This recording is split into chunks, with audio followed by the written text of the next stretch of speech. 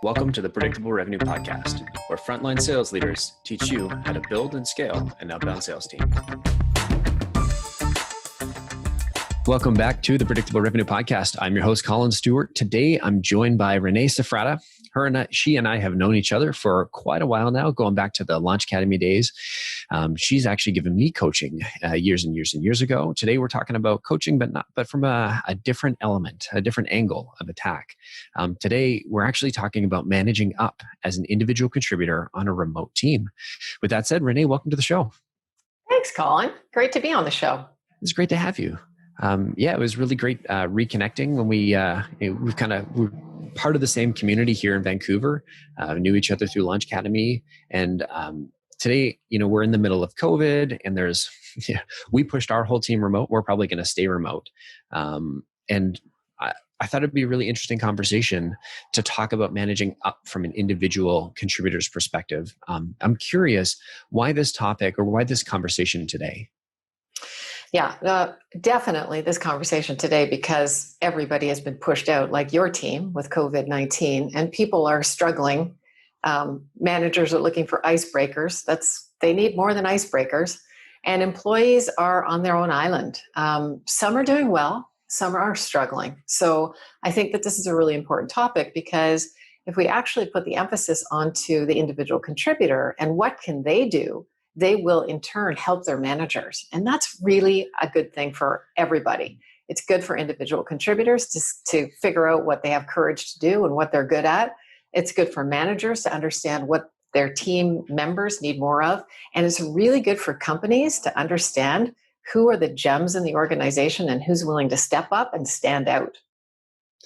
I love it. And now you're the founder CEO over at Vivo Team. This is an unusual angle for you, or is this par for the course? No, this is really par for the course because what we do at Vivo Team is we're very passionate about highly functioning teams. So what I think would be helpful probably if I talk about today is that what we've discovered in our research, what are the 6 key indicators of highly functioning teams?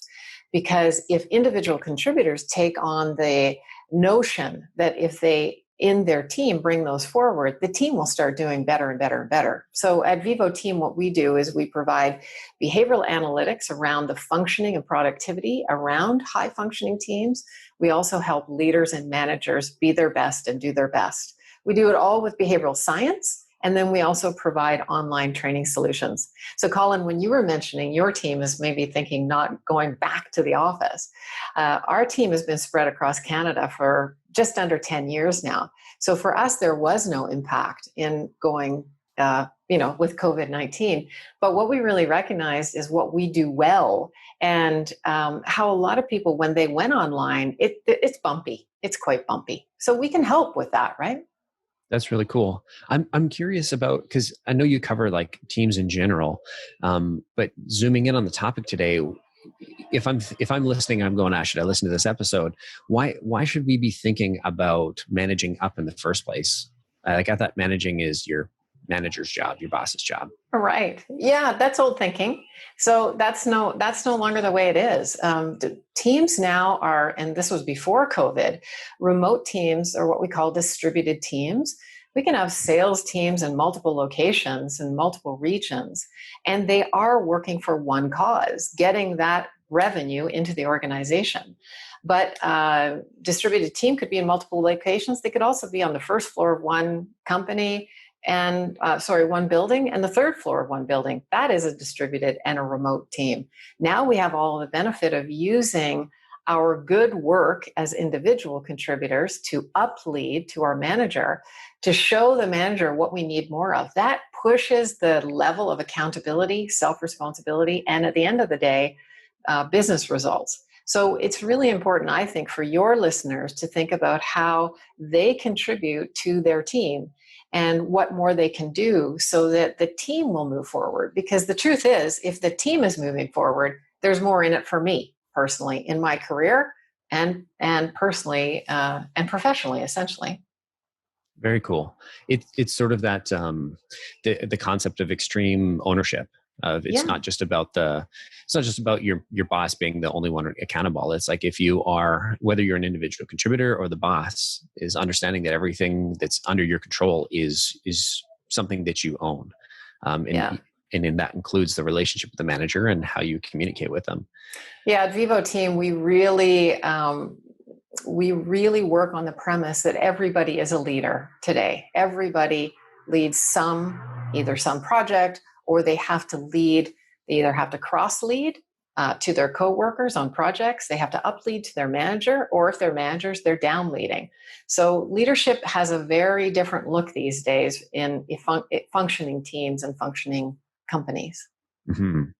And I'm curious, like, I think this topic was relevant, but if before COVID-19, but given COVID-19 and the fact that everybody, or I shouldn't say everybody, but there are a lot of teams that are now remote and could potentially be staying remote for a while, regardless of whether their company intends to do so in the long run.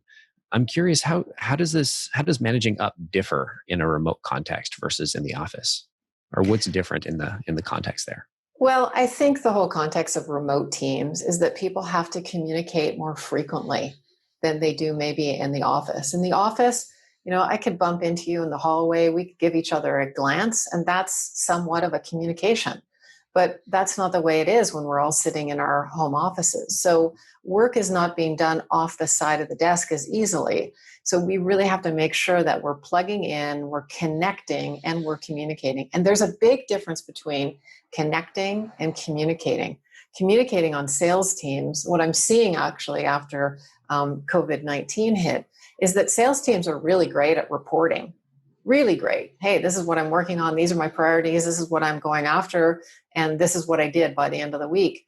But it's that connecting of what's really going on for me. And, what's the anxiety that I'm feeling around losing 6 deals? And what are these 4 deals? I need some mentorship on how to get these 4 deals across the line here, help kind of thing. So the onus is on each individual to come forward more in a remote workplace. And you're right, it's not going to change. We're here for the long run.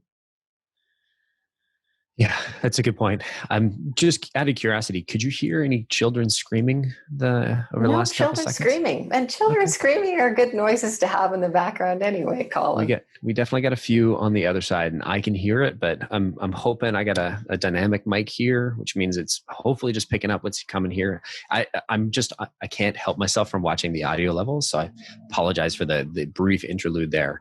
Just think of it as texture to this podcast. It's just adding background texture. 100%. Traffic noises, Yep. Screaming children. Yeah. It's another value of remote workspaces. Very, very authentic. Very authentic. That's for sure. And so I love the idea, and I totally agree. It seems like it's the whole idea of remote work it's forcing us to be more intentional about how we communicate, about how we run the company. At least that's what I've noticed. And so I'm wondering, in the remote context, how do we, if I'm an individual contributor, how do I manage up effectively? Mm-hmm. Yeah, it's a great question. So I think one of the things that I want to put into context a little bit here with this conversation about individual contributors up leading is that often what we find when we go in and do analytics on any team is that we see that for some reason, silence has been agreement for a long time. So people have gotten away with, going into meetings and they're in a meeting with 8 people and 2 or 3 people do all the talking and the other 5 just sit passively. That is an issue in the workplace. It has been sort of thrown under the rug as not an issue until a company like Vivo Team comes in and says, hey, this is an issue. You've got people who have a viewpoint, a perspective, an opinion, and if they brought that forward, your project would probably move forward more quickly. So my point being is now, when we get further from the source, the blur effect starts to happen. The blur effect on goals, on values, on vision, everything, the further we move away from the source gets blurry. So what that means now is that if we really encourage, mentor, and ask people to come forward, and that they know they give them permission that it is not a career limiting move to come forward with your mistakes, come forward with your wins, come forward with what you're dealing with. Then we can all move the needle forward. So in communicating in dispersed teams, we have to, as I said earlier, we have to move beyond just reporting. We have to go into that connecting and mentoring in a more significant way. So what I'm noticing is that there are people with COVID-19, or it doesn't matter, it's going to go beyond COVID-19. There are people that their competence actually increases when they go into the remote workforce. Why? Because they have actually less distraction. They have more reflection time, and they're able to think more thoughtfully and solve problems more thoughtfully. Those are the individual contributors that are just soaring in this new remote workforce. Now, if they don't tell their manager, hey, I really love doing this, or I figured this out, then there's a problem. We've got a disconnect. So as that individual contributor starts to really realize in their career achievement what their strengths are and how they want to come forward, and they start making that connection by upleading to the manager, they're not only communicating, but they're driving their own career performance forward. And that's good for everybody, right? 100%. And so if I were to summarize this one as an individual contributor, the single piece that I need to be aware of is that I need to communicate more and speak up, especially in a remote context, because there's basically a lack of data, right? If we were in the office, I'm on a team of 6 and my boss sits over in the corner there. Just by glancing around, the boss is getting information. Yep. Right? They can see that you're slumped over. They know that you normally sit a certain way. You may not be thinking of this consciously, but people pick up on these things subconsciously. And it's information, it's data that we don't have. And That's so right. the takeaway on the communication side is, as an individual contributor, we need to be more open. We need to be open to sharing more about whether it's working well or not working. Yeah. The other thing is that I need to, as an individual contributor, recognize that I have been chosen to have a seat at this organization, and now I have to hold the seat. And I can hold the seat by talking about all of the other things that I can contribute to the organization and what I really love, what I'm really passionate with. I have loved it at Vivo Team when we have gotten people to a certain level of development, and then they sort of raised their hands and they've said, hey, you know what? I could do a lot more for this company if you let me do this, this, and this. That's exciting for managers, because managers may be managing 10 to 18 people at one time. And unless you're the squeaky wheel that speaks up, they're not going to hear you, particularly if you're in a remote workspace. Fair, totally fair. And so when we're talking about communication, what are some things you've seen work and not? Or I guess let's start with, what are the things you've seen that haven't worked? Staying quiet. I think that when people just hide and days go on, and then they're only going to plug in on Friday at noon to the remote pizza party, that's not good. And I think a real sign for HR professionals when managers are having problems staying connected with their team is when HR professionals come into the HR, not come in, maybe now, they phone HR and they say, hey, I need some icebreakers for my Friday meeting. There's not enough connection and communication happening. That's a problem. And by the way, that's below the HR professional's pay grade. They don't need to be looking for icebreakers for your pizza party online. But what really, really works, I think, particularly in sales teams, I've noticed, is that we, as I said, we look at the reporting piece, but then we go in more deeply, and we use technology as a mentoring opportunity with communication. So, for example, if I'm on a sales call and I'm a subject matter expert and somebody is shadowing me, well, we are sharing a Google document, and I'm essentially illustrating in a mentoring way to that account executive where I'm going with the conversation, where my head is right now and where I'm thinking. Well, that's just a different type of communication that we've now layered on to our meetings. We're not sitting silently, we're working in the background, and we're being really effective because we're not only having a sales meeting, but I'm able to mentor and develop that individual contributor. So that's exciting. Very interesting. And I'm curious. So I feel like each of these could be a podcast episode in itself. And so I'll try and keep it brief here. So we've talked about sort of communicating in a dispersed team. What's the next piece that we need to do to manage up effectively? Yeah, I think that as an individual contributor, I need to choose not to enable my team and or my manager to get lazy. So for example, right now, a lot of people are doing remote meetings, and maybe they are their weekly sales meeting or their, group coaching call or something like that. When lazy to me is when we turn off the camera, because it's the only way that we connect. So if we can keep the camera on and I can see that my manager is focused on what I'm saying, or I can actually say to the manager, hey, I just noticed you got a text there. I was just telling you about this particular deal that I'm working on. I just want to make sure, are you still listening to me? That's up-leading. It may sound for a lot of your listeners like, oh, I couldn't do that. Well, that's the paradigm shift. This is the opportunity.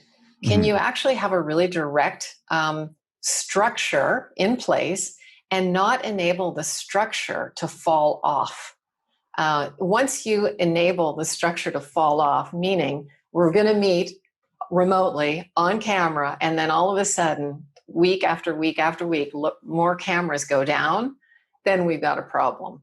So what we teach at Vivo Team is something called norms. And we always say that you need to have behavioral norms for all of your meetings, whether they're remote meetings or face-to-face meetings. So we've got a list of norms, Collin. I'm happy to share them with anybody. But those are the things that as an individual contributor, I need to be self-responsible and hold others accountable in that structure of the day-to-day, right? Mm-hmm. I'm curious. I would like to know what those norms are. I do like the idea of videos, of like videos on. And it's funny you bring it up. If anybody from our company is listening, I didn't get that from this video. I literally just had a conversation with our team. We do a Monday morning meeting where everybody checks in. And I had a chat with our senior team, and I said, I'm noticing like half of people are turning their videos off. And so I had asked the team, hey, can we turn our videos on? I understand that not everybody can at all times. Sometimes you got somebody walking around in the background and you want to respect their privacy. Sometimes there are internet or video issues. I totally get that. But like, if you can, please turn it on. Exactly. Yeah. And you bring up a good point. Like some people right now are working off of their kitchen table island. They've got a spouse making her lunch or whatever, or his lunch. I get that. As long as I say to the team at the beginning of the meeting, that's a norm. I say to the team, hey, I've got to have my video off for 20 minutes today because we've got this going on. Or even what you said, Collin, look, I've got kids in the background. Can you hear them on the mic? Then we know what's going on. That's fine. So if you have norms and you follow them 80% of the time, well, that's better than none of the time, right? So one of the norms, you asked about the norms, one of the norms is throw radio style. The more people that get onto a remote meeting, unless I throw, over to you, Collin, nobody knows when I'm finished. And so we get these really ineffective meetings because people are talking over one another. And it's frustrating. So norms like that can really help out. Yeah, I love that. We have a couple different types of meetings, and one of the things that's helped us was, one, if it's a big company meeting, I do exactly that. We have a bit of a structure ahead of time. And then two, for the meetings that are remote, and I won't go into it on this, on the Zoom here, but the level 10 meeting idea or concept from the EOS program has been super impactful. And if we didn't have that in place and going remote, it would be this would be a very challenging company to manage without it. Without all of EOS, but specifically if you're curious, if you're struggling with online meetings or Zoom meetings, check out the level 10 meeting format. It's been incredibly effective. Yeah. We heard as soon as COVID-19 hit, a lot of our customers said to us, if we hadn't had Vivo Team with us before this hit, we would not. This would have been chaotic, absolutely chaotic. So yeah, I'm happy to share those norms anytime. Awesome. And so the first one that we're talking about, or the first piece, is making sure that we're staying connected and communicating with the team. So if I'm an individual contributor, it's about not not staying silent. The second piece is Mm-hmm. to making sure that I'm not physically, but I guess visually connected. And so I'm not checking out and just not on the meeting just to participate, but I got my video off and I'm actually doing other things. So what you're saying is if you're in a video call or if you're in a meeting, 100% of your time and attention dedicated to the video as an individual contributor, no distractions. And if your boss is distracted by looking at his phone, treat it just as if you would in the physical realm. If he's looking at his phone, hey, Julian, I see you're looking at a text, maybe I'll wait until you're done, and then we can start this over again. And Yeah. Go ahead. Yeah. And I'm going to interrupt you there. Sorry, Collin. I think really the communicating one, absolutely. The second one kind of got a little bit blurry in with communication as well. But really it's the structure of, do we have norms for how we work together in remote teams? And do I have the permission as an individual contributor to hold people to those norms more, right? Like saying to my boss, hey, we have a norm that we're going to be present. I'm talking to you about a deal here. You've lost your presence with me. You've just gone to the phone. That was our norm. So as an individual contributor, what I'm really doing is I'm no longer enabling that because that guy has title of manager, I'm not enabling him. It's more important to me that as a team, we have aligned to a particular structure of remote meetings, and we are all responsible to holding up our end of that. Gotcha. And so that was just one specific example, but the second piece is just establishing what those are with your team and sharing them out. Yeah, absolutely. Living to them. Yeah, absolutely. Beautiful.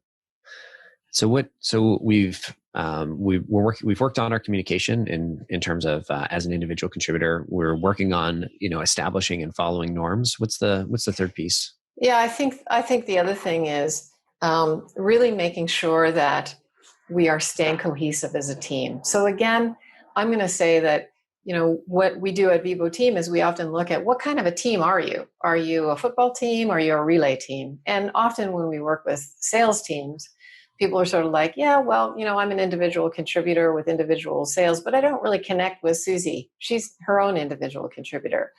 Well, you're still a team because there is an end quarterly quota that has to be reached. So if we're looking at staying cohesive as a team, as an individual contributor, then what I can do by not, again, staying quiet is I can think about the overall field of the team and how I can uplead for connection. So I may be, in a particular reporting meeting and I'm doing really well, but Collin, I noticed that you're struggling. You've struggled for the last 3 meetings. Well, why don't I have more of an other perspective by getting out of myself and saying, perhaps to the manager, hey, you know what? I noticed that Collin is struggling. That's going to have a direct and significant impact on our overall results. How can I support Collin, or how can I support you, manager, kind of thing. Those types of getting in and being more mindful of what's happening in the field of the team help teams be more highly functioning because they're thinking less of just myself and more about other. No, just for clarity, is that something that you would do live on the call? Or is that something that would happen sort of after the call? Thank you for that question. So do you do that live on the call or do you do that after the call? Again, because it feels like teams, if you were, sorry, just to bring it back, it feels like if I'm doing this online in a Zoom call and I'm like, hey, Collin is really, shit in the bed over there. It feels like you're almost calling him out. Yes, you are. As opposed to being supportive. Yes, you are. But here's the thing. So this we could do a podcast on this one little topic, Collin. You're absolutely right. So here's the thing. Remember, our premise is highly functioning teams. So with highly functioning teams, the culture is that everything gets done in team. You're no longer in the paradigm where you sort of do, some sort of sounds like a corrective behavioral conversation outside of the team, one-on-one, instead of inside the team. If it's done well, and that's a big part of what Vivo Team's job is to teach people how to have these tough conversations done well. And so there's a whole methodology around that. Like, how do we enter into like you said, shit the bed? How do we enter into these conversations that are not pleasant, but that we do it well? So for instance, Collin, I might say on the Zoom meeting with my manager there, let's say my manager's name is David, and you and I are co-working on the call. And again, we have to have this set as a premise that this is okay, and we as a team agree that we want the support of others. I might say, hey, Collin, you know what? I've noticed in the past 3 weeks, it seems like you've been having difficulty getting your deals across the line. I'd like to support that, Collin, if I can do that, help you in some way. And I'm wondering, Dave, if there's any way that you'd give me permission to work with Collin on that, or Dave, if there's any way that you would think that as a team we could help Collin. So it's a more inclusive, it's a more inclusive feedback conversation with the spirit of the team does best, we all do best, right? Gotcha. Am I picking up a little bit of nonviolent communication there? Non what? I just read a book. Somebody recommended it. It was like watch the thing. They recommended the book. It was called Nonviolent Communication. And in it, he provided a 4-stage or a way of structuring feedback. It reminded me of the way that you structured that piece right there. Yeah. Again, you're absolutely right. So with these 6 key indicators of highly functioning teams at Vivo Team, we teach models for each one of the indicators we're talking about. So we've talked about communication, we've talked about structures, we've talked about cohesion. There's definitely a language and a way that these can be, let's say, people who are not working effectively can sort of move to level 1 by knowing a language, and then they can make it their own level 2. And then by level 3, they've, the whole team's rocking sort of thing, right? So that's definitely what we do when we look at solutions. One thing I want to talk about too, because I think it's important. So if we could move to emotional intelligence. Just before we jump into that, I'd love if you could just kind of break down how you came up with that, just that statement of, you're asking if you can support. Yeah. Because that's a really interesting piece. I've noticed that I've started doing this a little bit more after reading a specific book, and there's no real right or wrong way of doing it. But I think in the past, I'd be like, if I was talking to if you're my manager and Collin is this other individual that's crapping the bed, I'd be like, hey, Renee, I noticed Collin has missed quota. Can I help him? Or has consistently missed quota. Can I give him a hand? Which is a very helpful statement. And obviously I wouldn't say shit the bed in a sort of public meeting, but I feel like that's one, probably not the best way of framing it. The way that you had sort of framed up the same idea was a much better way of communicating the same. And so I wonder if there's like a structure or a methodology for how you came up with that, or is it just you're a much smarter, less blunt person than I am? Oh, I'm not less blunt. Don't make that assumption. There definitely is a structure. So first of all, again, we at Vivo Team have made the decision to look at highly functioning teams and the connection between leaders, managers, and their teams based on behaviors. So Collin, you've probably heard, you've probably yourself done some sort of profile analysis of Myers-Briggs and Insights, MBTI, something. Those are very individually based, and they're also quite complex in order for managers to sort of take the data, the information, and actually be able to apply that into their day-to-day, like a meeting, like you're saying. So what we realize is if we can actually just analyze people's behaviors and then take notice of behaviors, then we could layer on models or language around behaviors. And then managers don't have to be psychologists. They can actually work with their teams really well. And by the way, individual contributors and team members also have an easy way to do it. So if you break that down, looking at behaviors, all I did was I started with a very behavioral-based statement, which is, I noticed. My next thing that I'm going to fill in the blank is going to be, what's the behavior I noticed? So I noticed you haven't met quota for 3 months. That must be tough for you. I think I have a little extra time. Could I support you in that? Right. And again, it's coming from a place of we're a team. My my results this year will be better if the company's results are better. So how can we be really inclusive? A bit less dog eat dog. For sure. And so it's just it starts with, I've noticed, and then you refer to the behavior that you've noticed. Yeah. You're applying like an empathetic label, right? That's got to be, I've noticed you've done X for the last period of time. That's got to be tough. Here's how I want to help. And now you're injecting a request, not saying, hey, I can help you with this, but asking, hey, would this be helpful if I took some time and did X, Y, Z? Yeah, so let's clean up the one that we just talked about a minute ago, which was structures and norms of behavior. And we talked about the managers on his cell phone. I can again say, hey, Dave, I noticed that you're on your cell phone. I'm curious, is something urgent? Should we stop the meeting and regroup later? Or I noticed that you just checked your cell phone.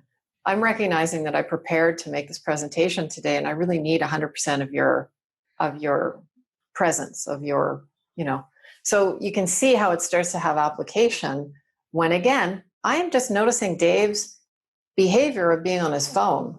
I'm not making anything else up about it. I'm still remaining curious, right? It's such a great, it's such a tiny little tweak, at least for me, because in a situation like that, if I'm giving a presentation and manager Renee is not paying attention or is checking her phone, I'm going to be angry. And so the initial thing that if I just let my brain spit out of my mouth, whatever it fucking wants, it's going to be something that's probably a little bit angry. And it sounds like what you're doing is saying, insert a little gap between what your brain thinks and what your mouth says that says, here's a fun way, or here's a less aggressive way of framing that up. And it's the I noticed statement. Oh, Collin, this is such a good segue to emotional intelligence. Can we use it? Let's use the angry. Okay. So if you think about emotional intelligence, the 5 factors of emotional intelligence: self-awareness, self-management, empathy, social skills, and leader assertiveness. So let's say you're in a meeting and the first thing that you notice, your self-awareness, is I am getting angry. My chest is tight. I'm hot. I'm angry. That's number 1 of emotional intelligence. Now, the second thing is, how am I going to manage that? So in your example, you kind of said, I'm assuming, well, I'm just not going to say anything. And then guess what? The management of not saying anything is I'm going to get resentful. And now that's not fun either. And that's what a lot of people do because they don't have the competence to properly bring something forward. I noticed, and this made me angry, right? So then empathy now is I am angry. I'm in this meeting. I'm about to blow it here. Is to have some empathy for myself and just understand I've been angry before. I've gotten through it. Okay. Have some empathy for myself. Then start to bring my empathy up for other people who I see around the room or around the Zoom meeting that I think are angry as well. Have some social skills. Here's where the killer comes in. This is where I use my language. I step up and I actually have a conversation, or I start with, I noticed I'm getting angry, or I noticed you said that and I'm pissed off, or whatever it is. But I noticed gives you that little key. And then the last thing, leader assertive, is I'm actually choosing to own my seat. I'm going to choose to say I have a viewpoint, I have opinion, and I'm going to push back on the opinion that you just put forward. I don't think it's reasonable, or I don't think it's appropriate, and it pisses me off, sort of thing. So there we have, again, how an individual contributor can develop their own emotional intelligence by just listening to what's going on in my body or what's going on in my emotions and navigating that process to actually bring that to their manager or their coworker. So we've got communication, structures, being aware of cohesion on the team, like who are the subject matter experts and how do I look at the team as a field of the team, emotional intelligence. And so we've already covered 4 great indicators of 6. Mm-hmm. And I love just what you were talking about there sort of reminded me of, and I think I brought it up a couple times on the podcast, but we're 150 episodes deep. And so I'm going to assume that people that are listening haven't listened to all of them. Cause I've hardly listened to all of them and I was there for all of them. So no judgment here. But there's a Viktor Frankl quote Viktor E. Frankl from Man's Search for Meaning. And I'm going to butcher the quote. I won't get it exactly right, but it was an amazing book. Don't read it unless you're prepared to have a little bit of a cry, because it is, Okay. it is a heavy, heavy book, but it was probably one of the best books I've read. And the quote is, in between stimulus and response, there exists a gap. And within that gap is your ability to choose how you respond and how you feel about the situation. And he was the context here, he was a psychologist that was taken by the Nazis into a concentration camp, and it documents and details his psychological experience.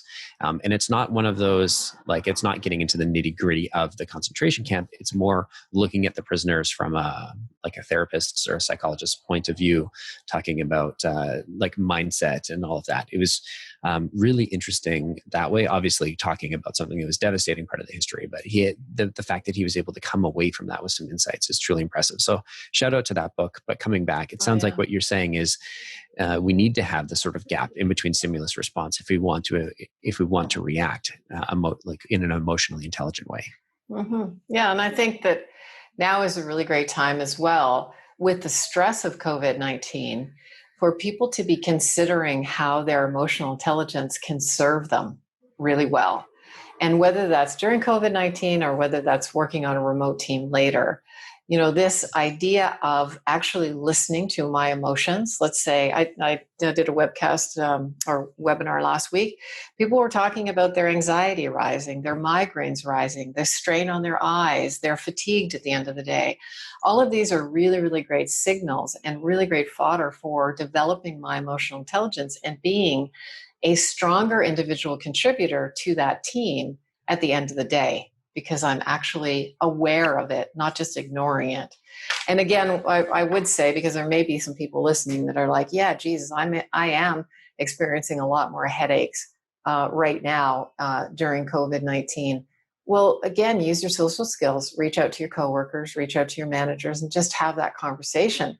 Hey, is this going on for you? This is what my difficulty is. I've got headaches and I can't work through them. Mm-hmm. Often just having that conversation allows us to move forward. Totally. Also, blue light glasses help me a ton. There you go. $25 hack. I don't normally wear glasses. So yeah, but we won't go on that tangent. But if you've tried all these other things and you want to a $25 potential quick win, that's one of the things that helped for me. Yeah.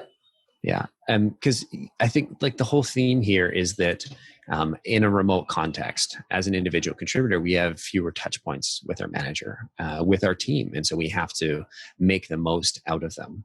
We have to be, like you said, emotionally intelligent, present in meetings. We have to be sticking to our norms. And the next one we're talking about is really around the results that we need to own. And so can you talk to me a little bit about how accountability works on a team, and then what's different about it in a remote team? For sure. And I do want to just skip back just very briefly, Collin, on something that I heard you say. I heard you say that in remote meetings, we have less touch points with our managers. I think that is a paradigm shift that managers really need to get, and individual contributors really need to get. This is different. This is a paradigm shift. You need to have more touch points. So how do I, as an individual contributor, make sure that in my week, there are more touch points, right? Okay, so you asked about this idea of accountability, which is number 5 of 6 key indicators.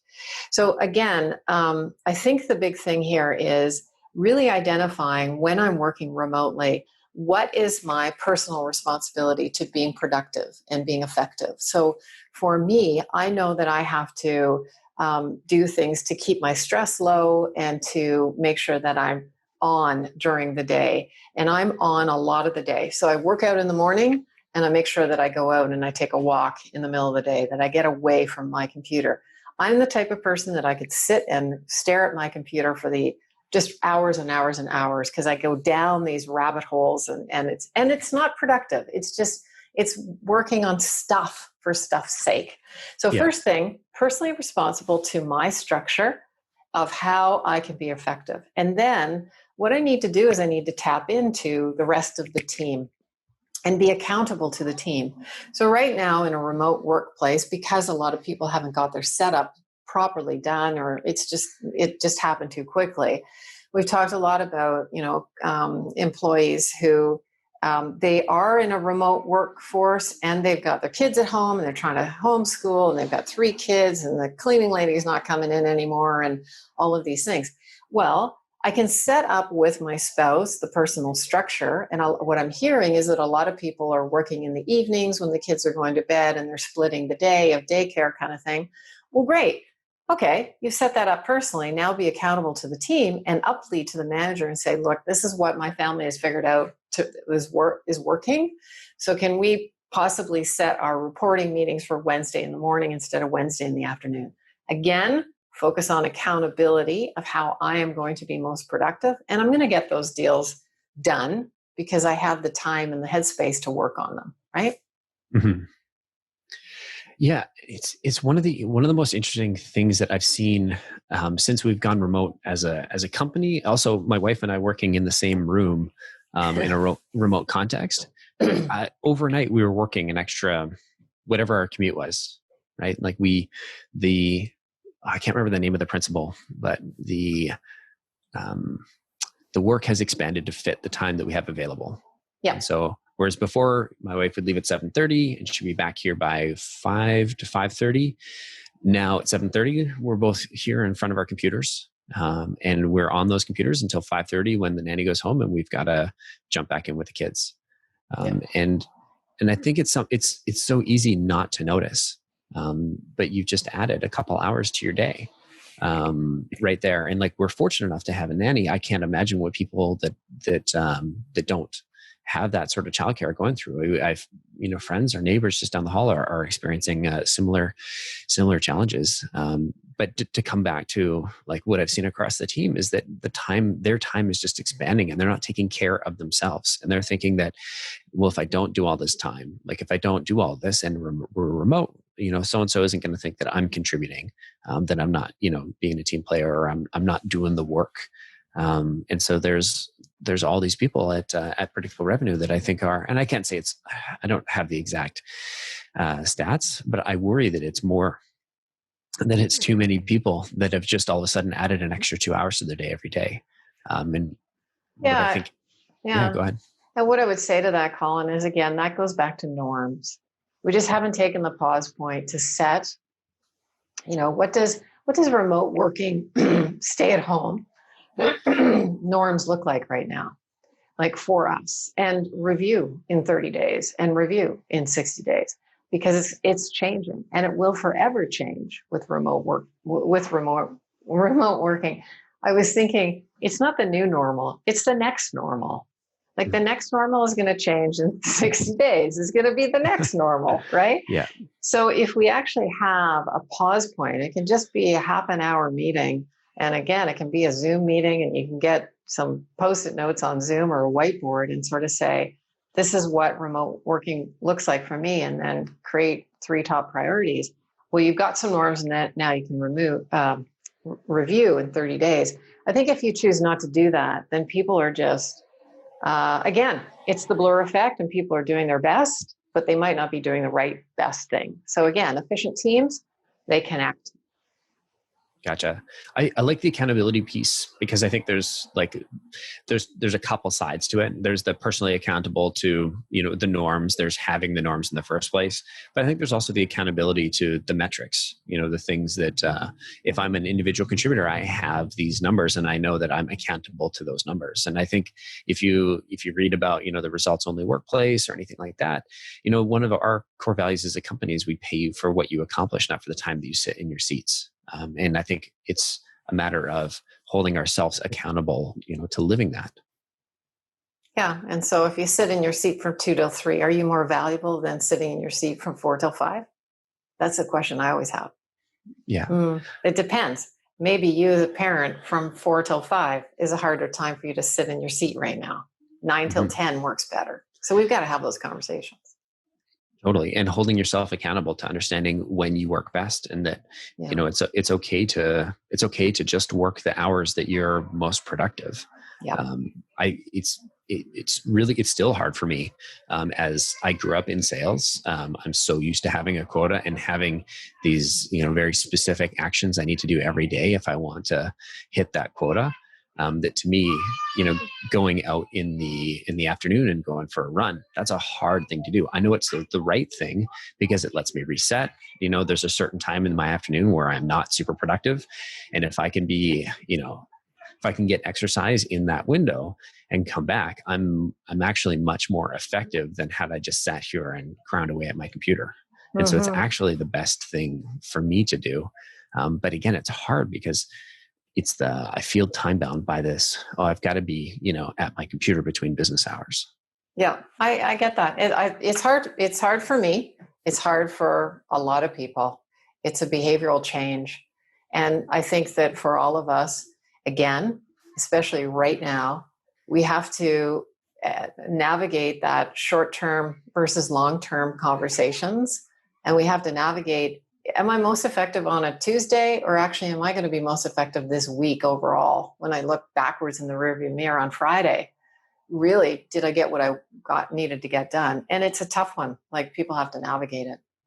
Mm-hmm. And I totally agree. There's so many challenges that we're all kind of facing together. I think the one thing that's pulling us all together is that we do have this common kind of enemy in COVID-19 that we're all pushing back against. And moving to remote is not an easy thing to do. And so the fact that so many teams have done it and the world hasn't exploded, I think is a really positive thing. And just to kind of bring our conversation to a close, I did want to talk a little bit about feedback, which I believe is the last of the 6 key pillars. So talk to me about, if I'm an individual contributor, what role does feedback play? Right? I think the saying goes, shit rolls downhill, not uphill. Yeah. Hopefully not anymore, Collin, after this podcast. Yeah. So feedback, feedback is so incredibly important. So what is feedback, first of all? Feedback is, I notice a behavior, it has a positive or negative impact on the team. Feed forward then is, my expectation going forward is that in order for that behavior to have a positive impact on the team, it would look more like this. And then follow up later is what follow up later looks like, meaning we just follow up on that conversation.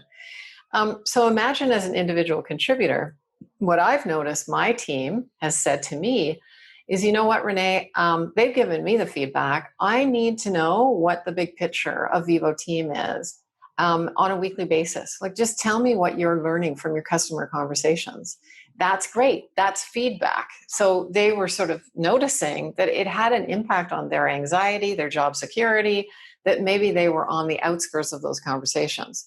I love that, because I didn't know. So I have to rely on the individual contributors in my team to bring forward what they need more of. And those that bring forward what they need more of, they will always get it from me and the managers at Vivo Team as well. Because again, it's a two-way dialogue, and we're here as a team to be as most effective as we can be. What really doesn't work is when people just stay quiet because they are concerned that they're going to hurt someone by giving them feedback. Again, old thinking. A lot of us have taken our personal experience of being in families where we had a lot of criticism, and we just hate criticism. Feedback is for the wellness of the team structure. It's about being directive, about what would be better for the team, a better impact on the team. It's a hard one. It is the toughest indicator. When we measure in our behavioral science and analytics, we see that across teams, feedback is something that really needs to be held with kid gloves, and it needs to be taught in order for people to get it. But once they get it, they start to really rock. Mm-hmm. I love that. And it's so critical. I think coming from, it's been interesting. I sat in an individual contributor seat for a long time, and, constantly soliciting feedback because, that feedback is going to help me make more money. And so to me, it just seemed like a no-brainer. And I recognize that I am one of 16 personalities. We want to look at the Myers-Briggs analogy, and that I have my own unique experience. But from, here's, n equals 1, as somebody who's a manager, a leader of a company, the thing that I appreciate the most is feedback. No matter what role that I'm sitting in, because that feedback has the opportunity, because any negative or positive effect I have on the team is multiplied through 50 people. Right. And so any feedback that might help improve my multiplier, whether positive, increase the positive or decrease the negative, is going to have a massive impact. And so I'm open to that. Yeah. It's a matter of like delivering it in a way that's not going to get people's back up. But I think in general, even if it's delivered poorly, at least my mindset is, my actions get multiplied, that it's my duty I sort of have to be open to getting that, because the change can be like from a 5-minute conversation can be monumental. Yeah. I think the whole thing with remote teams, just going back sort of to the general idea, is the more conversation up, down, across, around that happens, the better for everybody. So hopefully, if this has been some sort of health crisis that sort of separated us, we're going to actually ultimately connect at a higher level than we ever did before, sitting beside one another in offices. 100%. I love that. I just want to bring it to a close with a quick recap, because we talked about the 6 pillars. The first one is really about communication. Again, making sure that we're not sitting silent, that we're recognizing that there are fewer points to connect. Talking about making sure that we're structuring our days to stay connected and establishing those norms. The next piece is making sure that we are staying cohesive and paying attention to each other. And so we're not letting ourselves check out and check out in meetings. The next piece is, focusing on coping using our emotional intelligence. And so making sure that we are leveraging that to stay connected with our peers and being empathetic towards them. And exactly. Yeah, I'll wrap there. Focusing on accountability and holding ourselves accountable to those norms, holding ourselves accountable to our metrics, and then to, the personal agreements that we worked out, whether it's, hey, I'm going to take, the first half of the day with the kids and my wife's going to take the second half, and making sure that we are not, working those, going from a 7.5-hour day to a 10.5-hour day, because that's not going to be productive in the long run. And the last piece just comes down to quality feedback and making sure that we are not just in general communicating better, but also remembering that in this, like, this is not something that's specific to remote or even to COVID, is that the feedback in both directions can have a massive impact. But it's, while we're in a remote context, it has a much, much higher impact because there are fewer touch points. Yep. How did I do? You did really well. Renee, this brings us to my absolute favorite part of the show, the cold call. The cold call. So before we jump in and my phone goes ring, ring, and I pick up my fake pretend hand banana phone, tell me about who's your target buyer or your target prospect? What role am I taking on today? Yeah, so we generally call into those people who make decisions around their talent. And we also call into companies that invest in their talent, because we know that if you invest in your talent, you get them more productive, then the company gets results. And sadly, there are some companies that don't invest in their talent. So we're looking for VPHR, CH. There's so many titles in the talent, organizational talent person, chief of people, that kind of thing. Cool. Let's say I'm the VP of HR then. And any type of company or tech companies? We're generally working with companies that need to create projects in primary working teams, distributed teams. So engineering, tech, high growth. You guys are great because you're, a high growth company. Let's go with that. Your VPHR, high growth company called Predictive Revenue. Perfect. All right. Ring, ring. Hey, this is Collin. Oh, hi, Collin. We provide leadership and team training solutions, which are powered by data and people analytics. If you give me 1 minute of your time, will you then let me know if I should keep talking? I'll give you 30 seconds because I'm just heading into a meeting. Okay, I noticed on your website at Predictable Revenue that you've experienced a lot of growth. And I started salivating with this whole idea of Banana Bread Fridays when it was mentioned. Are you measuring the productivity of your teams right now? We're measuring the productivity of our sales team because that's where it's very obvious. But other than that, not really. And how are you measuring that? Is that based on quota? Is that based on numbers or behaviors?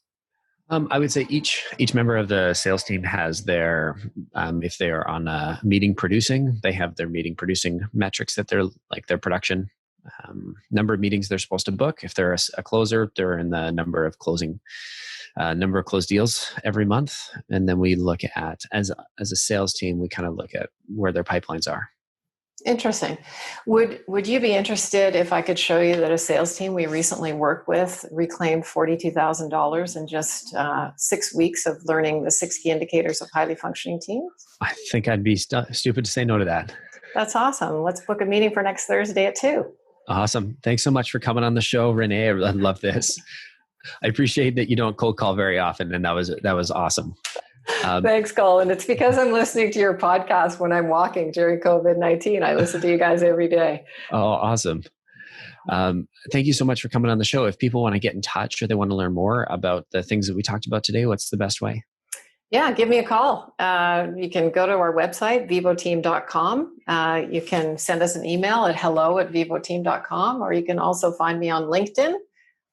Loving building my LinkedIn network, and I'm learning that from the Predictable Revenue web podcast as well. So Renee Safrata, Vivo Team, you can find me.